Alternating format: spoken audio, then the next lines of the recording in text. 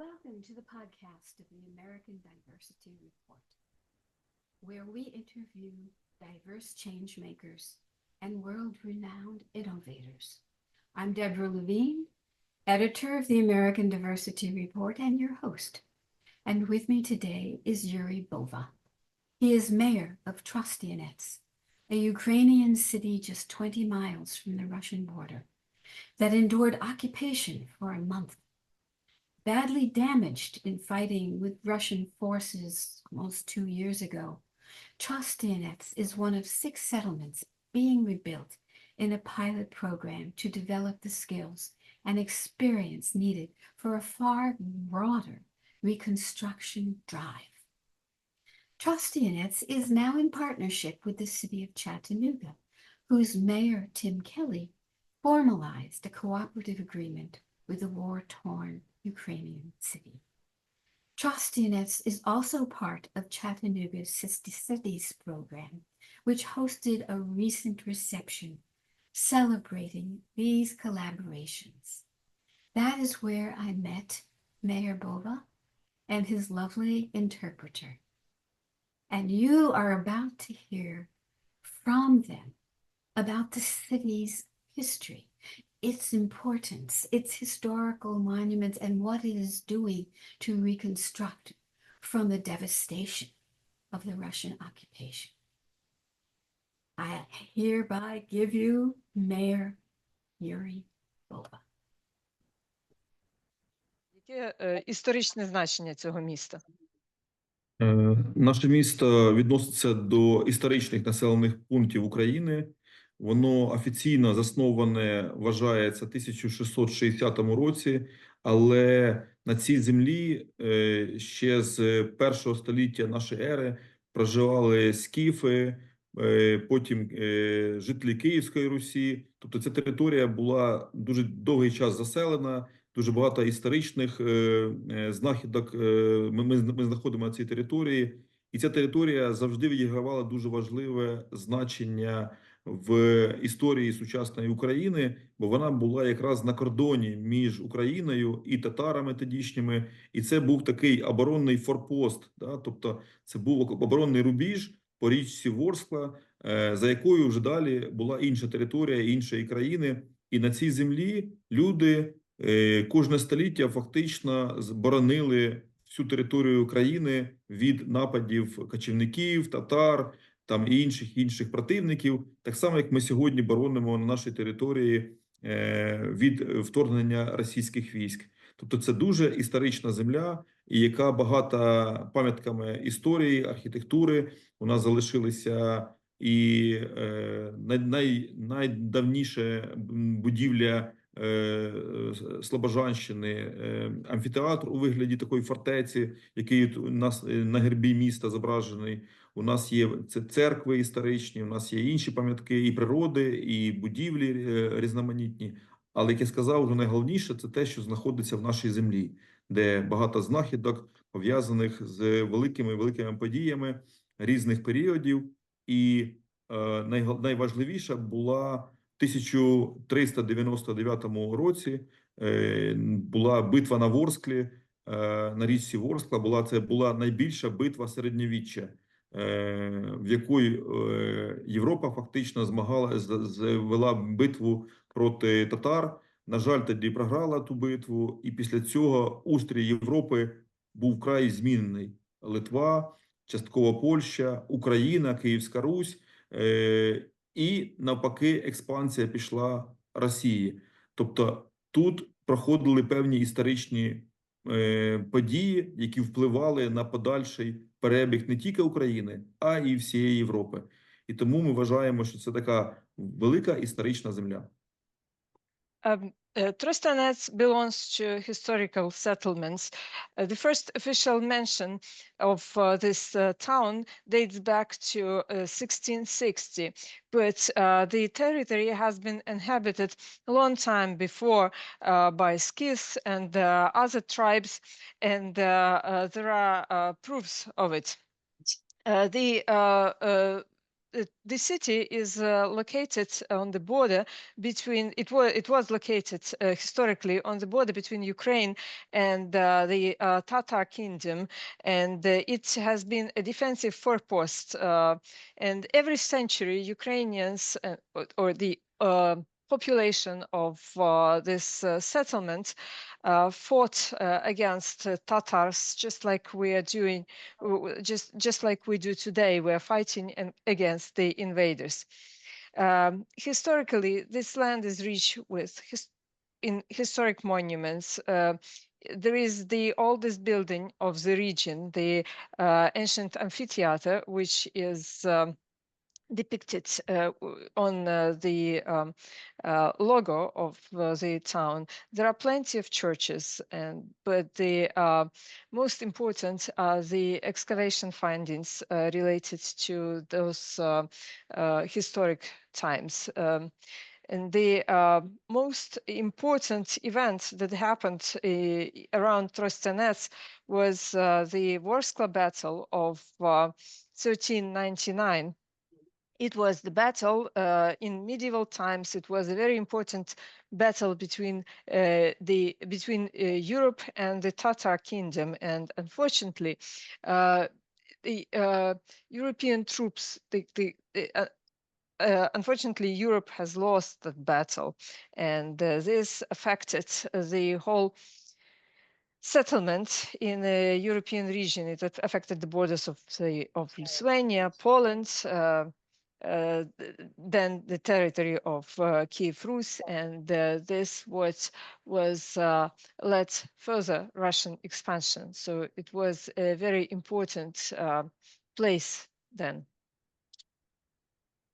Але якщо говорити ще про певні історичні події, чим цікава наша територія уже в більш сучасні часи, це я скажу, що 140 років тому саме через наше місто пройшла перша залізниця в Україні, і було б збудовано перше локомотивне депо в нашому місті, саме в Тростянці. В Тростянці в 1974 році з'явилася перша шоколадна фабрика, яка почала робити кондитерські вироби, шоколад, дуже гарний, вона називалася «Україна».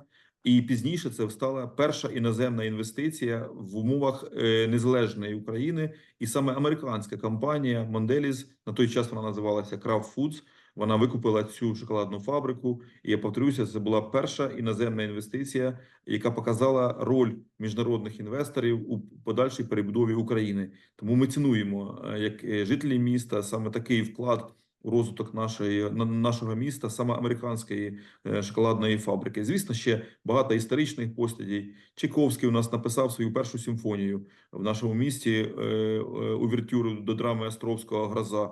І багато інших речей. Перший український олімпійський чемпіон Володимир Куц в Мельбурні здобув перші 2 золоті медалі, знаходячись на Олімпіаді і виступаючи в змаганнях по бігу. Тобто багато постатей історичних, які прославляли наш край і якими ми пишаємося сьогодні. Speaking about more modern historic events, 140 years ago, the first railway in Ukraine was run through Trostyanets, and the Trostyanets became the basis, the home for the first locomotive depot. Then the first chocolate factory in Ukraine was built in Trostyanets in 1970, and then it became it attracted the first ever foreign direct investment in Ukraine, in Ukrainian economy. It was the investment made by the American company Mondelez. So we're very happy to host this investor and to have them with us, because and we are very grateful to the Americans for because this investment changed the life in the city quite significantly. Also, Trostyanets was the place where Tchaikovsky wrote his first symphony. It was also home to the first Olympic champion in running champion, Volodymyr Kuts. So we are very proud of our compatriots, of our core citizens that carry the name of our town all over the world. Ну і останнє, про що можна сказати, це про природу. У нас дуже мальовничий край, навколо міста багато річок, озер, лісів. І саме в Тростянці розпочала свою діяльність 120 років тому перша лісодослідна станція України, яка досліджувала ліси і розводила різні рослини в умовах нашої території. І на її основі була потім створена лісодослідна станція і фактично створений дендропарк і дуже красива мальовнича місцевість сьогодні до сьогоднішнього дня є навколо нашого міста. Тому місто історичне, місто з природною певною красою, місто з певними людьми, які цікаві, і місто дуже туристичне.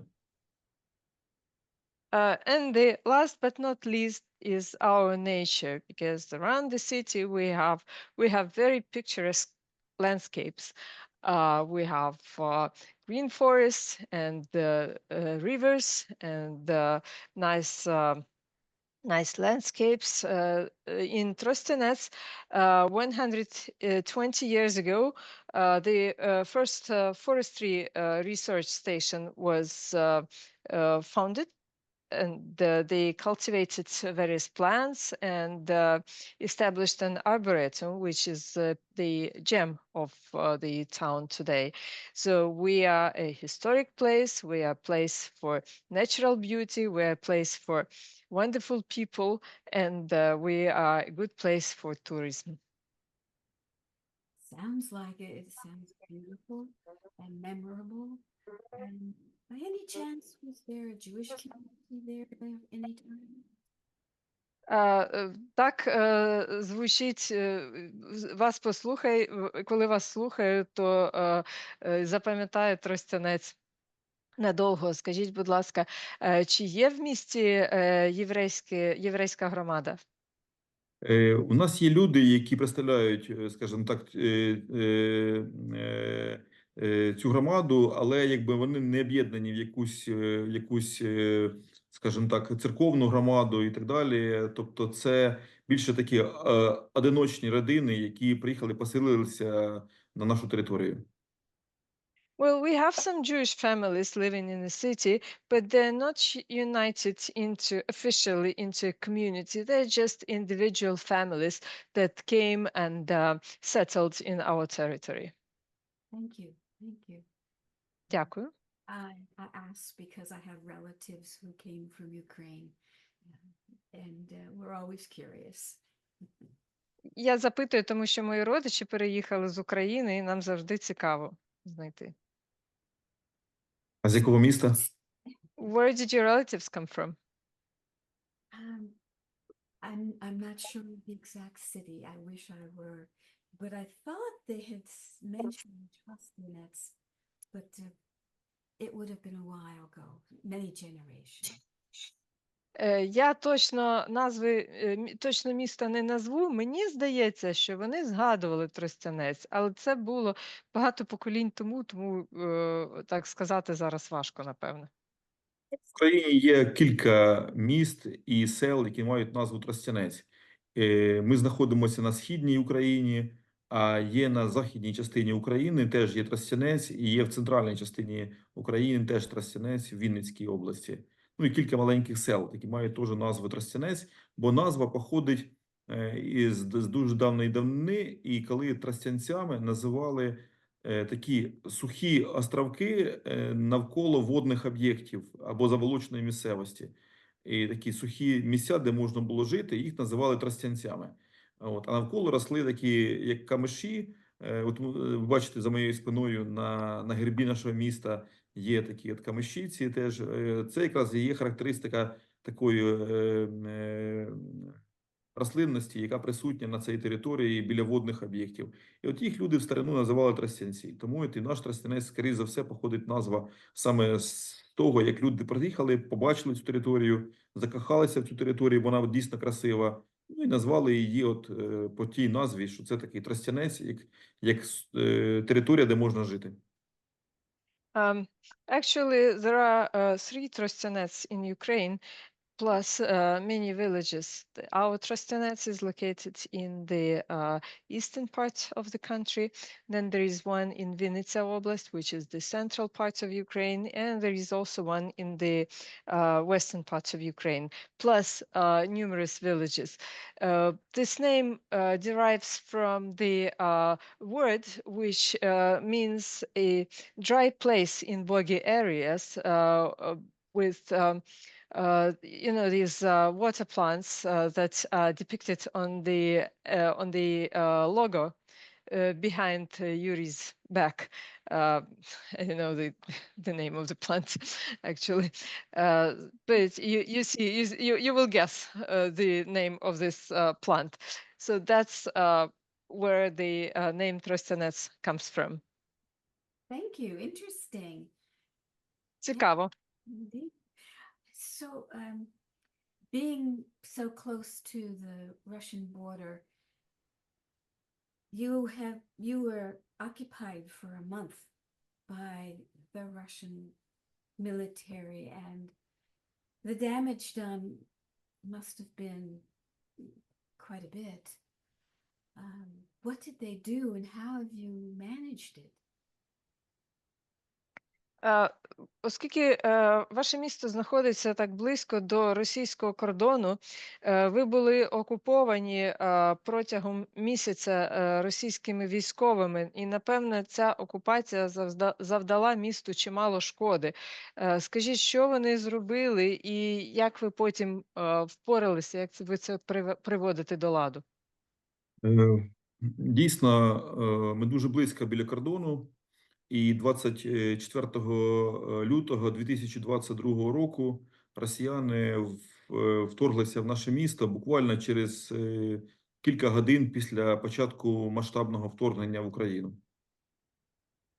We really are located close to the Russian border, and on the 24th of February 2022, the city was invaded by the Russians a couple of hours after the beginning of the full-scale war. В місті не було жодного українського солдата, який би міг захистити жителів, не було зброї, і люди опинилися фактично беззахисні перед великою навалою росіян. There were no Ukrainian soldiers and no weapon for city residents to protect themselves, so they were unprotected in front of the Russians. І в перші дні через нас почали рухатися великі колони, саме через наше місто, великі колони російської техніки, щоб ви уявляли, це більше 100 одиниць техніки в одній колоні, танки, машини, різна бронетехніка, багато солдат, які рухалися одна за одною ці колони. І це були величезна навала, яка просто шокувала місцеве населення кількістю своєю і своєю зухвалістю. Since the first day, the echelons of Russian troops were moving through the city, and you can imagine that one echelon would be about 100 vehicles, a lot of military personnel, and this was shocking. The local residents were shocked to see the numbers and how arrogant they were. І як пізніше ми вже з'ясували, після звільнення міста, це були війська, елітні частини військ росіян, які в перші дні намагалися через нас саме прорватися на Київ, на столицю України, захопити її за кілька днів і встановити свою владу в Україні. І це були війська першої танкової армії, Кантеміровська дивізія, Таманська дивізія. Це ті частини, які відкривають зазвичай паради в Москві на Червоній площі. Тобто вони кинули саме сюди цю свою еліту, і саме вони йшли через наше місто. After the occupation, we learned that these were the elite divisions of the Russian army. They were hoping to gain control over Kiev in the next couple of days and then parade along Kiev streets. And these were the divisions, the units that normally parade in the front rows of the Russian troops. І вони тут перебували місяць, 31 день в Тростянці. І що вони зробили? Вони повністю за цей 31 день розграбували фактично все місто. Вони розграбували лікарню, школи, дитсадки, заклади громадського харчування, всі бюджетні будівлі. Ну, тобто все, що вони бачили, магазини всі, все вони пограбували. The Russian troops occupied they have been occupying the city for 31 days, and in these 31 days, they entirely robbed the city. They robbed the hospitals, the schools, the canteens, the shops, anywhere, anything they saw, they stole it. Ми знайшли щоденник російського солдата. Я тримаю в руках, це щоденник цей. І тут є дата. Ми не знаємо його ім'я, цього солдата, але написана дата 3 березня 22 року. Він пише: «Ми закрепились в городе, выглядит тут все ужасно. Мы, как фашисты, разграбили все магазины, выбивали стекла, люди нас боятся». Дальше пише: время 4.03, 20.00, мы заселились в магазин, жене взял 2 сумки хохлядские и блендер. Хочу больше ей привезти, но нету уже ничего, все украли.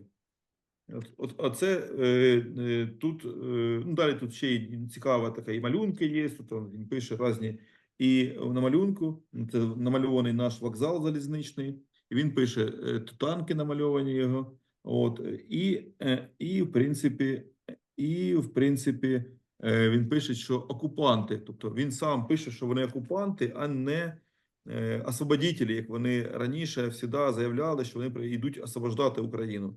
Тобто навіть солдати розуміли, що вони окупанти, які цинічно, жорстоко поводяться з місцевим населенням, грабують його. В принципі, от такі цікаві документи ми знайшли в нашому місті.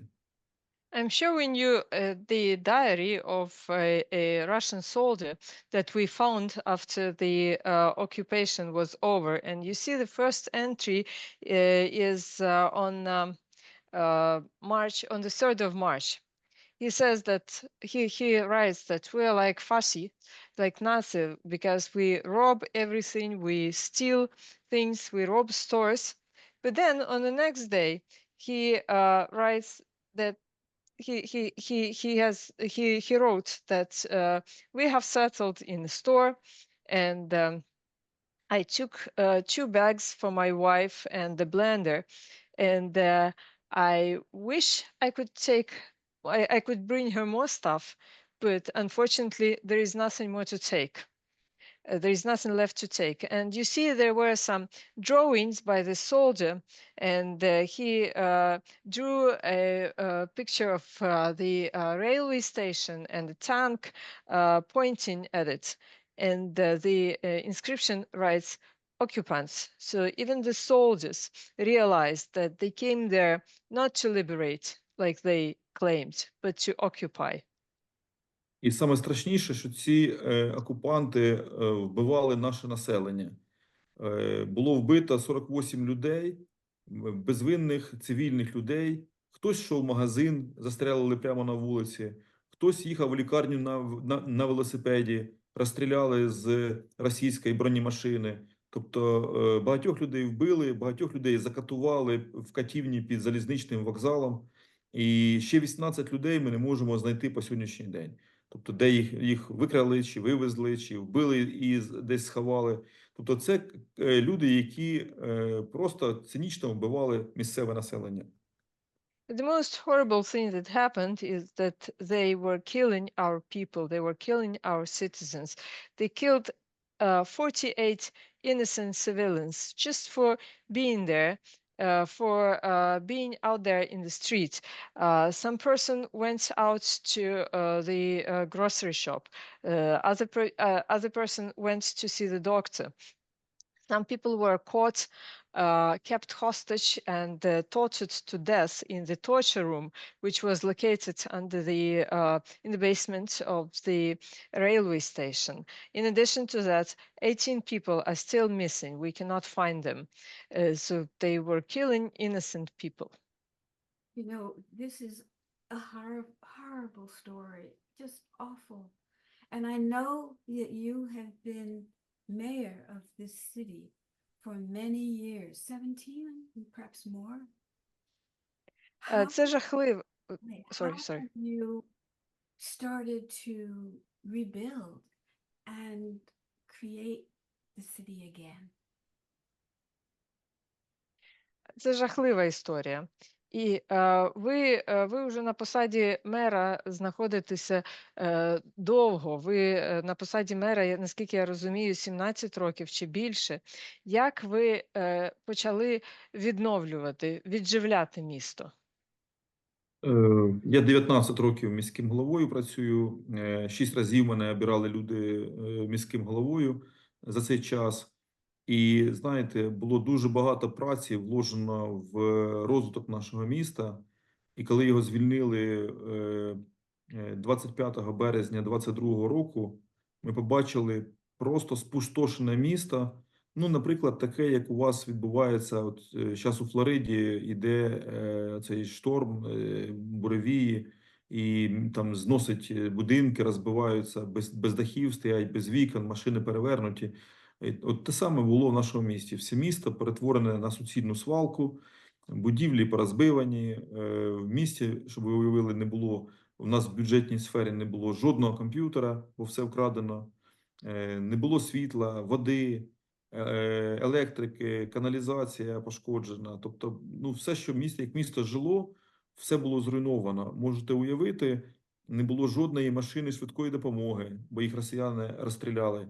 Не було жодної комунальної техніки, вона вся була майже знищена або викрадена. Тобто, це от всі сфери життя міста були наскільки зруйновані, що нам довелося з самого початку фактично починати заново, крок за кроком відновлювати життя громади. Але в першу чергу треба було нагодувати людей, бо люди місяць жили в голоді, вони не мали їжі. Люди під час окупації розтоплювали сніг для того, щоб мати воду і дати її кипятити і дати воду дітям. Бо не було ні води, нічого не було місяць цілий. Вони тримали людей, наче заручників, десь там в тюрмі і так далі, і ними прикривалися фактично цей місяць. Тому відновлення почалося з відновлення самих людей і допомоги людям їжею, одягом, медикаментами, якимись іншими речами побуту. Бо багатьох людей росіяни вигнали з дому, а потім зруйнували його домівку, і ніде навіть було де жити. І це стало першим кроком у поверненні життя нашого міста. I've been a mayor for 19 years. I was re-elected for 6 times, and I invested a lot of time and energy in the development of my city. But when we came back to the city on the 25th of March, when it was liberated, it was devastating to see. Imagine after a hurricane in Florida, you see homes without roofs, and you see cars turned upside down. That's what the city looked like after liberation. That's what it looked like. It looked like a waste dam. There was no electricity, there was no water supply, no heating. There was not a single PC, not a single computer available because everything was stolen. In the mayor's office, not a single computer was left. There was not a single ambulance card because the Russians destroyed them, shot the ambulances. There was no communal equipment no vehicles because they stole everything. So it was almost completely ruined. So we had to start it over again. But to restore the city, we first had to start with reviving its residents, its people. First, we had to feed the people, because for 1 month they were like they didn't have much to eat, and they didn't have any drinking water supply. They had to melt snow, boil the melted water, and give it to kids, because there was nothing, there was no water to drink. The Russians kept people hostage, and they didn't provide for any food or any water to the population.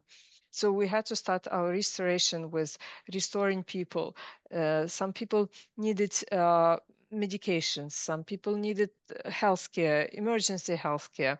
Many people were thrown out from their homes by the Russians, and because the Russian troops had to quarter there. Другим етапом нашої відновлення стала задача розмінувати місто, бо дуже багато росіяни залишили мін, різних боєприпасів. Все місто було в снарядах, лежали на кожному підприємстві були гори цих снарядів, залишки їхньої техніки військової, бо на території нашої громади було знищено 142 одиниці російської техніки. І завдячуючи цьому, росіяни втекли з нашого міста. Це перше звільнене українське місто під час широкомасштабного вторгнення. І вони кидали техніку, кидали боєприпаси, і це все треба було вивести, щоб цивільне населення не наражалося на небезпеку. Бо 5 у нас людей загинули вже після окупації, підірвавшись на мінах на дорогах, в полі.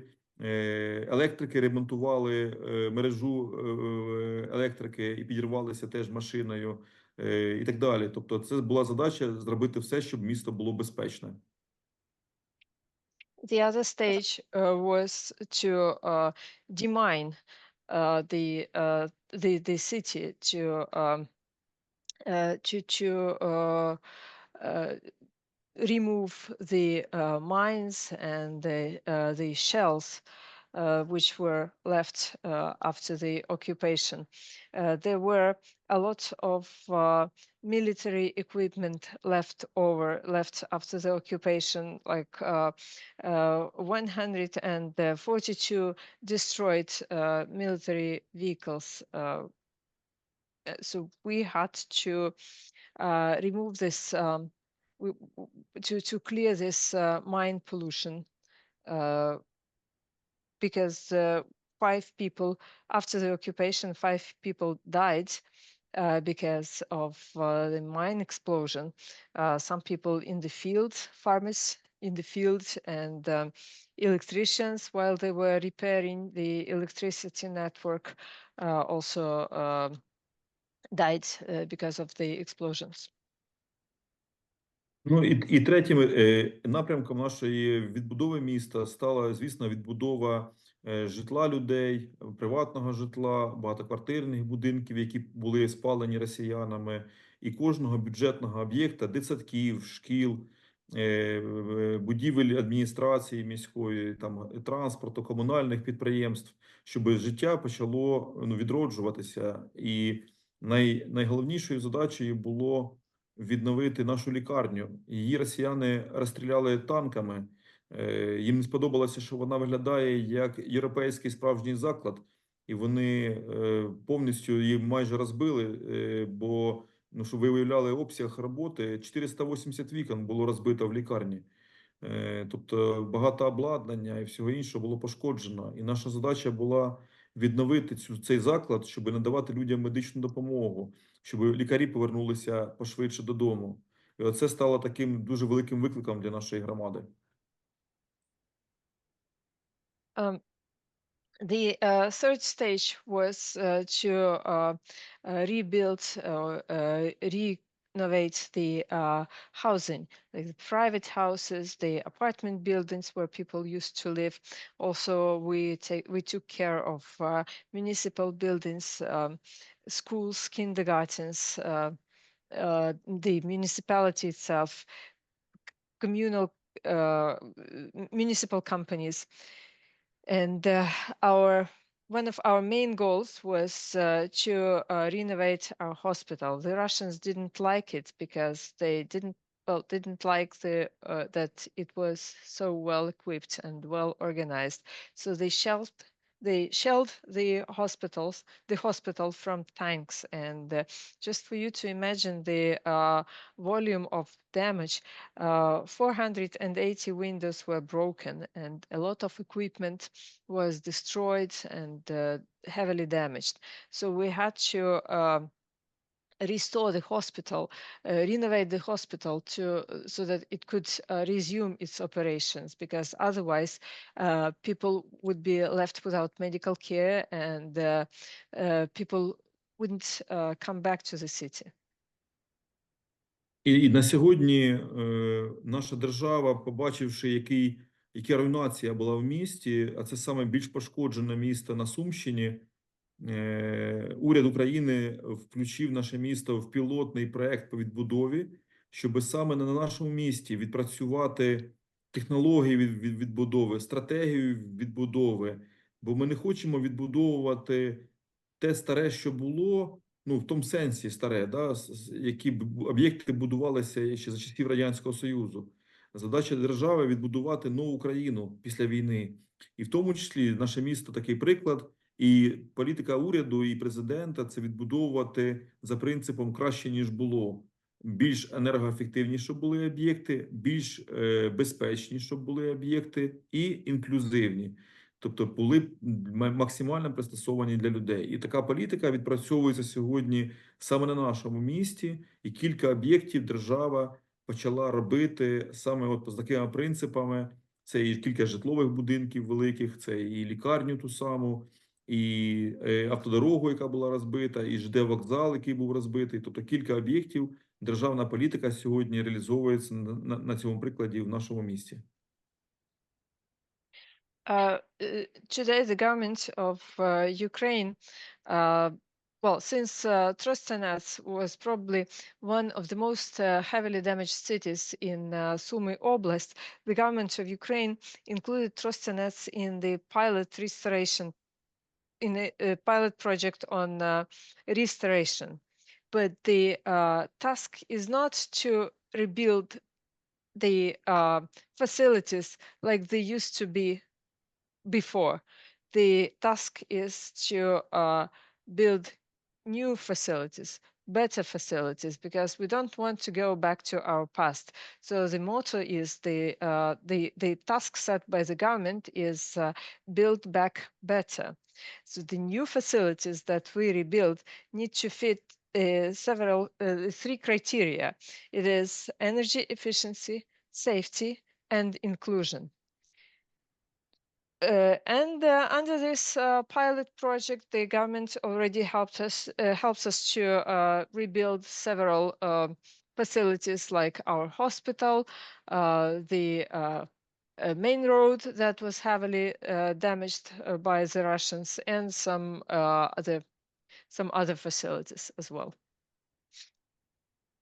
And those facilities include things like sports and other tourist possibilities. А серед цих об'єктів, які відбудовуються за пілотною програмою, там серед них є спортивні якісь споруди і туристичні споруди, об'єкти. У нас є в місті дійсно була розбудована певна спортивна інфраструктура раніше, і стадіон, і інші об'єкти спорту, спортзал. Багато з них було пошкоджено. Стадіон ми відновили власними руками. От, на жаль, туристична інфраструктура поки що не відбудовується, бо на це немає фінансового ресурсу в нашій громаді. Держава поки що під час війни теж не може виділити достатньо коштів, щоб відбудовувати саме туристичні об'єкти, пам'ятки історії, і вони поки що стоять в пошкодженому стані, на жаль, і це той крок, який нам треба буде робити вже, напевно, після завершення війни. Бо зараз головна задача – це зробити все, щоб людям було де жити, де працювати, і де лікуватися, де вчитися дітям в школах. І тому ці пріоритети зараз найголовніші. І завдячуючи той політики, яка ведеться, 95% жителів міста вже повернулися до міста і живуть, працюють, діти навчаються. Хоча, скажімо так, війна ще не завершилася, і над нашим містом щодня летять ракети, ті їхні шахеди літальні, і є певна загроза обстрілів від росіян. Yes, before the war, the city had some quite developed sport infrastructure, which was also damaged by the Russians. But we have restored our stadium with on our own budget and some other facilities. Unfortunately, the tourism sites are not being rebuilt because this is not the urgent priority now, and we don't have any money for that in the budget, and the government also doesn't have much, cannot provide for that. But I think this should be our first step after the war is over, to restore our historic sites. But today priority is housing, jobs, healthcare, schools, anything that would bring people back to the town. And I will tell you that 95% of our residents have returned to town. Of course, the war isn't over, and every day we're facing the threat of missile attacks and drone attacks. They're flying over the city. Dozens of drones are flying over our city, but people returned and they keep living. I'm glad to hear that so many have returned and that you're doing so well. And I'm just delighted that you were able to form this collaboration with Chattanooga, Tennessee, where I currently live. How do you see that collaboration benefiting you and your people? Це дуже приємно чути, що багато людей повернулися. І ще я тішуся тим, що були встановлені зв'язки та співпраця між вашим містом та Чаттанугою, де я зараз проживаю. Скажіть, будь ласка, яку користь вашим жителям принесе співпраця між Тростянцем і Чаттанугою? Тут можна багато говорити про те, що ми можемо спільно зробити і вже почали робити. По-перше, я дуже дякую меру Тіму Келлі і його команді, Елісу Сміту і всім багатьом його, скажімо так, людям, які йому допомагають цьому. Вони створили такий громадський збір коштів на допомогу нашому місту Тростянцю і в першу чергу для закупівлі генераторів, які зараз взимку будуть дуже потрібні, бо росіяни б'ють по енергетичній інфраструктурі, і ми можемо залишатися днями без світла, як було ось кілька днів у нас на Сумщині, не було взагалі світла. Тому для того, щоб діти наші мали можливість якісно навчатися в школах, потрібна електрика. І цю електрику допомогти в цьому нам мер міста і всі друзі готові шляхом надання таких генераторів.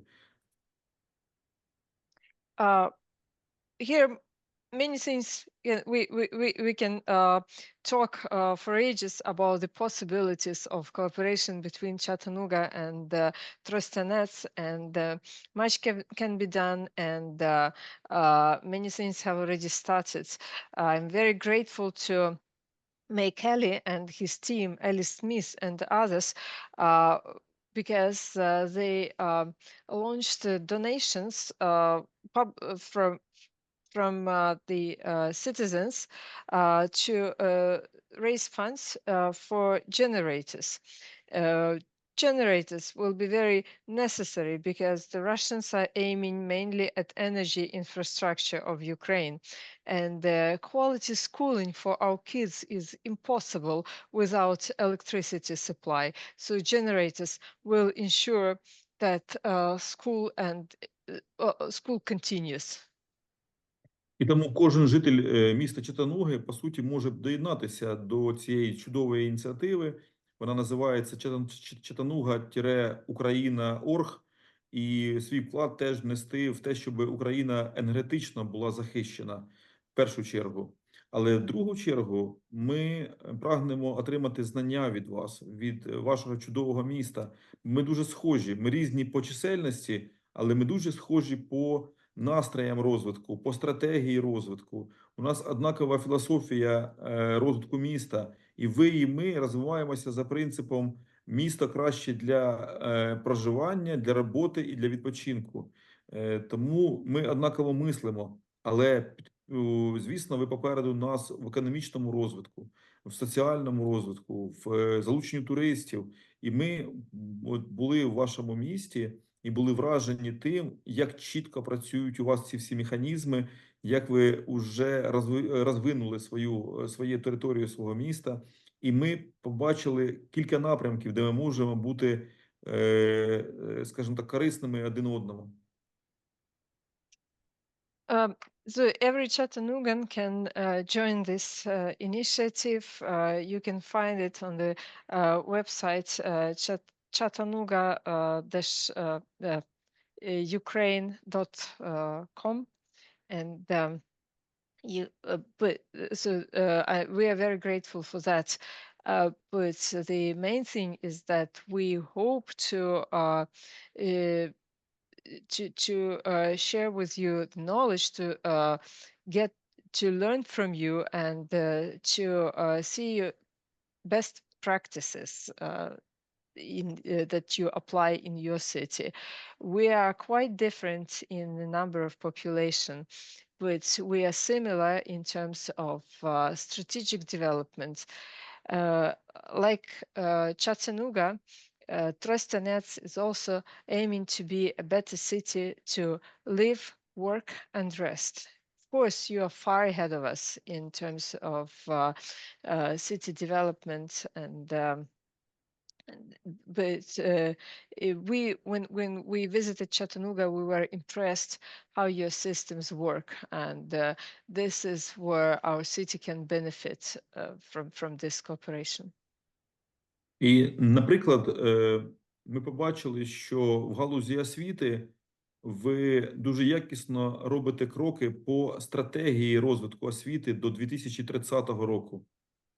Ви також робите профорієнтацію якісно ваших дітей, щоб вони вже в школі обирали свою професію і вже йшли після школи з осознаним вибором. І це нам дуже подобається. For example, in terms of education, what we liked is that Chattanooga has a strategy for development of education of schools by 2030, and we also liked your focus on career development, that your high school kids leave the school with certain ideas in mind, what they want to become, and which occupation they would love to choose. Наприклад, в лікарні ми побачили, наскільки сучасними є методи лікування хворих від різних травм, і як підходять до якості лікування ваші лікарі і реагування на великі надзвичайні події, як вони тренуються. Ми б хотіли це теж вивчити, цей досвід, як працює ваша сфера медицини. Or in your hospital, we saw some modern approaches to trauma treatment. And also, we liked the way the hospital staff is we like that the hospital staff is exercises and drills for mass emergency response. This is mandatory, and we would like to also take this practice. Well, I'm І delighted. такі кращі практики ми можемо перейняти у вас в галузі туризму, в галузі спорту, а найголовніше в галузі економічного розвитку, бо ми побачили, як грамотно ви плануєте розбудову свого міста і як ви плануєте кожну територію, як ви з покинутої території, здавалося б, непотрібної території, депресивної території, плануєте зробити і робите якісні житлові мікрорайони, якісні умови для роботи підприємців, і як співпрацює влада з цими підприємцями для того, щоб місто розвивалося. Це все ми готові у вас запозичувати. Ну і, звісно, ділитися своїм невеличким досвідом, своїми культурою, традиціями, які є в українського народу, щоб американці більше дізналися про Україну, що це насправді за країна, як вона живе, як вона, яка історія, які цікаві речі є в наших школах чи в наших культурних центрах, бо нам теж є що вам показати. So we could learn a lot from your best practices in terms of the development of sports, culture, and tourism, and what's most important in terms of local economic development, because it was fascinating to see how the abandoned territories turn into new housing, new jobs, and the city creates the enabling environment for businesses willing to invest in this territory and develop it. So that